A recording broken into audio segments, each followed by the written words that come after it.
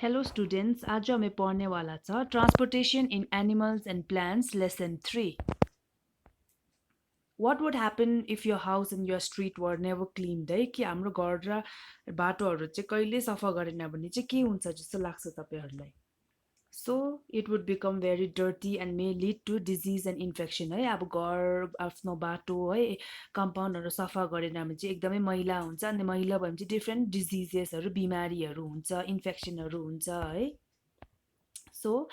just like how we produce waste in our homes, does our body also produce waste? है जस्तै प्रकारले हाम्रो घरतिर पनि वेस्टहरू प्रड्युस हुन्छ त्यस्तै प्रकारले बडीले पनि वेस्ट प्रड्युस गर्छ जस्तो लाग्छ तपाईहरुलाई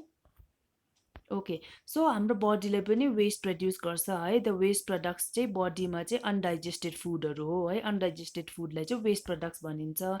अनि process of removal of waste in living organism is call excretion है अब लिभिङ अर्गानिजम अब बाँच्ने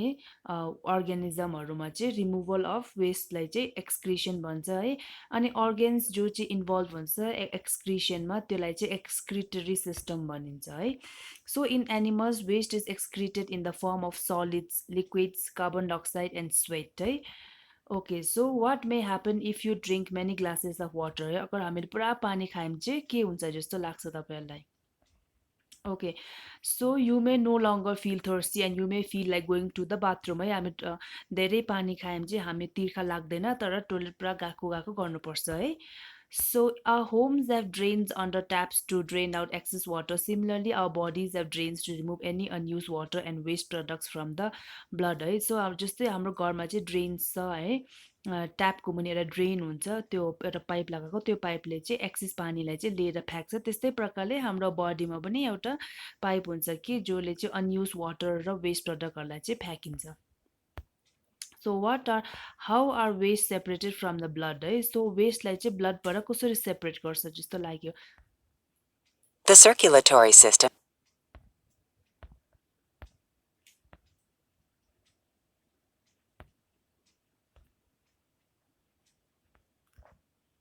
Okay, so in the human body, a pair of organs called the kidneys filter the blood and remove the waste है so human body मा चाहिँ एउटा दुईटा organ हुन्छ त्यसलाई kidneys भनिन्छ किडनीले चाहिँ ब्लडलाई फिल्टर गरेर चाहिँ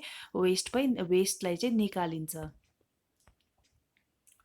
So after the blood is filtered in the kidneys, the waste are mixed with excess water which collects in the urinary bladder, right? So जब चाहिँ blood चाहिँ filter भइसक्छ किडनीमा चाहिँ है त्यतिखेर के हुन्छ the waste चाहिँ excess water सँग mix भएर चाहिँ त्यहाँदेखि चाहिँ urinary bladder मा collect हुन्छ है the mixture of waste and water is called urine है अब हाम्रो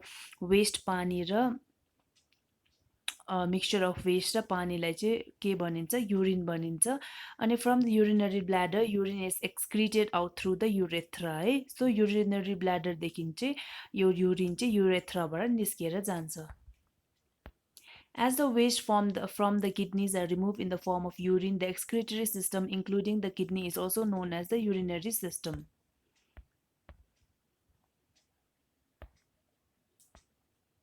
Blood goes into the kidneys and gets filtered in the kidneys through a million filters called nephrons. The filtered blood returns to the body. Waste containing urea, some chemicals, and excess water go to the ureter.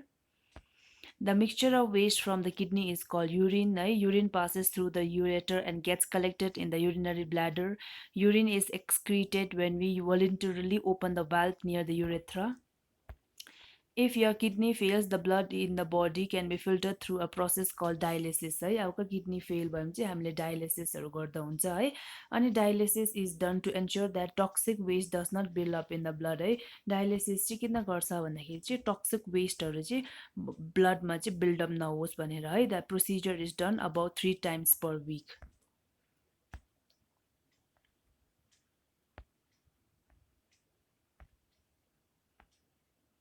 Sweat is excreted through tiny pores on the skin है यो हाम्रो पसिनाहरू चाहिँ स्किनमा चाहिँ सानो सानो यो धुलो हुन्छ त्यहाँबाट निस्किन्छ है अनि sweating is normal amount sweating in normal amount is an essential body process to not only remove some waste like salts and urea but also to regulate the body temperature है सो नर्मल रेटमा sweat हुनु या पसिना निस्किनु चाहिँ एकदमै राम्रो हो किनकि बडीले चाहिँ process to not only remove waste त्यसले चाहिँ वेस्ट मात्रै रिमुभ गर्दैन गर्दैन है, but also regulate the body temperature.